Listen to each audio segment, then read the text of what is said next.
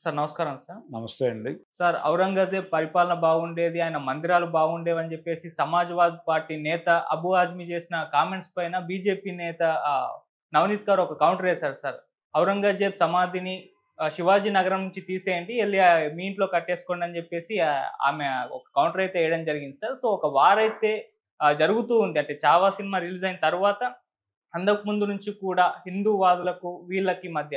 So ఏం జెప్తారు sir ఈ మాటల యుద్ధం గురించి? మరి మీరేం జెప్తారు? అంటే ఆవిడ చాలా లైన్ దాటి కూడా మాట్లాడారు హ్మ్. కౌర్ గారు. ఆవిడ ఏమంటారంటే, వారిని అభిమానించే వారి ఇంటికి పంపించేయండి హ్మ్. అంటోందావిడ. అంటే ఇలా ప్రతిదీ వెళ్ళిపోండి అంటారా? ఈ దేశం మాది, మీరు వెళ్ళిపోండి ఇక్కడి నుంచి అని ముస్లిం సమాజానికి ఆవిడ సందేశం ఇస్తోందా అనే యాంగిల్‌లో చూస్తాను నేను దీన్ని. హ్మ్. అంటే ఈ దేశం మాది అని చెప్పుకునే రైట్ ఎవరికి ఇచ్చారు? ఆవిడ మహారాష్ట్ర ఈ దేశంలో లేదా? భారతదేశంలో భాగంగా ఉందా? లేదు మహారాష్ట్ర హిందూ లిబరేటెడ్ ఏరియానా? అనేది కదా తేల్చాల్సి ముందు. భారతదేశం ఇన్ టోటల్ హిందూ దేశంగా ప్రకటించుకునే ఉద్దేశం ఉందా ఈళ్ళకి? నవనీత్ కౌర్‌కి కావచ్చు, ఇంకొకళ్ళకి కావచ్చు, ఆవిడ రిప్రజెంట్ చేస్తున్నటువంటి పార్టీకి కావచ్చు. ఎందుకు జనాల్లో అనవసరమైనటువంటి గందరగోళాలు నింపే ప్రయత్నం చేస్తున్నారు ఈళ్ళు? రాజకీయాల పేరుతో. వీళ్ళ టార్గెట్ ఏమిటి?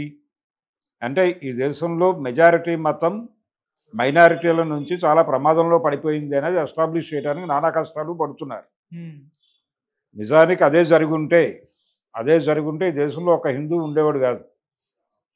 1200 సంవత్సరాల పైన పరాయి మతాల పరిపాలనలో ఈ దేశం ఉంది. హ్మ్.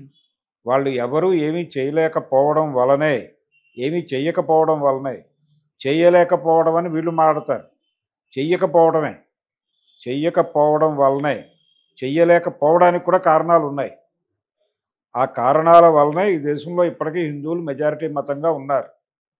ఈ మెజారిటీ హిందువుల్లో భయాందోళనల్ని బతికించుకుంటూ, ఆ భయాందోళనల మీద బతుకుతున్నటువంటి ఒక పార్టీకి రిప్రజెంటేటివ్‌గా ఆవిడ మాట్లాడుతున్నారు. హ్మ్. మాట్లాడుతూ ఆ మధ్య ఏదో బండి సంజయ్ అన్నాడు. అన్ని సమాధులు తవ్వేద్దాం. అదే అన్ని దర్గాలు, అన్ని మసీదులు తవ్వేద్దాం. శివాలొస్తే మావి, శవాలొస్తే మీవి అన్నాడాయన. ఇది కూడా అలాంటిదే. అంటే ఎక్కడికి పంపించమని ఆవిడ ఉద్దేశం? ఢిల్లీ పంపించమని కాదు. ఢిల్లీ మళ్ళీ వాళ్ళదే రాజ్యం. కాబట్టి ఎక్కడికి పంపించాలి? ఎక్కడి నుంచి వచ్చారో అక్కడికి పంపించండి. ఎక్కడి నుంచి వచ్చారో అక్కడికి పంపించేస్తాం అందరినీ. అంటే ఇప్పుడు ఔరంగజేబు తాలూకా ఔరంగజేబ్ ఏ మతాన్నైతే రిప్రజెంట్ చేస్తున్నాడో ఆ మతం ఇప్పటికీ ఈ దేశంలో గణనీయ సంఖ్యలో ఉన్నారు వాళ్ళు. వాళ్ళలో భయాందోళనలు కలిగిస్తాయి కదా ఈ మాట. హ్మ్. ఆవిడ మాట్లాడిన మాటలు. ఆవిడ ఉద్దేశం అదే. వీళ్ళని టెర్రరైజ్ చేయటమే. టెర్రరైజ్ చేయటం వెనకాల ఒక ప్రోగ్రామ్ ఉంది వాళ్ళకి. వాళ్ళనేదో ఈ దేశం నుంచి గెంటేయాలని కాదు. వాళ్ళు ఈ దేశంలోనే ఉండాలి. వీళ్ళకి సరెండర్ అయి ఉండాలి. నిరంతరం భయంతో బతకాలి. నిరంతరం భయంతో లొంగి బతకాలి. అలా బతకటం కోసం మైనారిటీలని భయపెట్టేటువంటి స్టేట్మెంట్లు ఇవ్వటంలో ప్రతి ఒక్కరూ కాకలు తీరిన యోధుల్లా బిహేవ్ చేస్తున్నారు. అలా ఈవిడ వ్యవహరించింది. ఆ బాధ్యతతో వాళ్ళ పార్టీ నిర్దేశించినటువంటి బాధ్యతతో ఆవిడ గొంతు విప్పి ఓవర్ యాక్షన్ చేశారు. హ్మ్. కాబట్టి దానికి ఆ పరిమితుల్లోనే చూడాలి ఆవిడ స్టేట్మెంట్‌ని. చాలా అంటే దుర్మార్గమైన మైనారిటీలను లొంగదీసుకోవటానికి జరుపుతున్నటువంటి దాడిగా చూడాలి దీన్ని.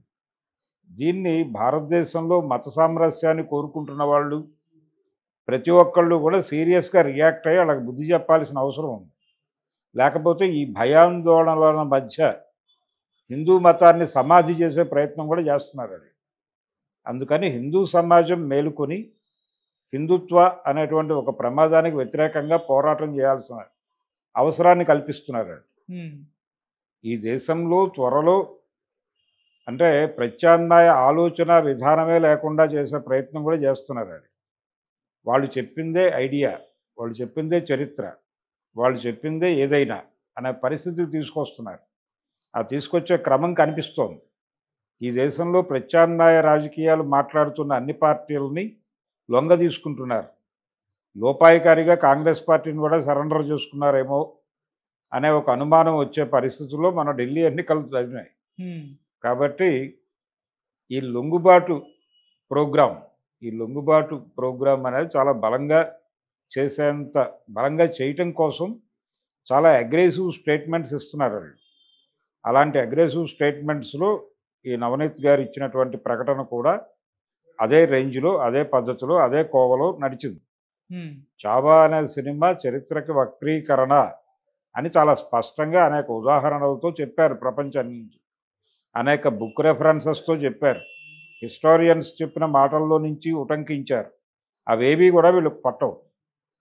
వీళ్ళు మొరటుగా తమ వాదనే కరెక్టు, ఔరంగజేబు విలను, ఔరంగజేబు మాత్రమే విలను, ముస్లింలే విలన్లు, హిందువులందరూ హీరోలు, ఈ పద్ధతులు ఒక బుల్డోజ్ చేసే కల్చర్ని ప్రమోట్ చేసుకుంటూ వెళ్ళిపోతున్నారు. ఉమ్, వీళ్ళకి అంటే ఒక సమయంలో రోషనారా అలాగే జబుర్నిసా టైటిల్స్తో మనకు నాటకాలు, నవలలు వచ్చాయి.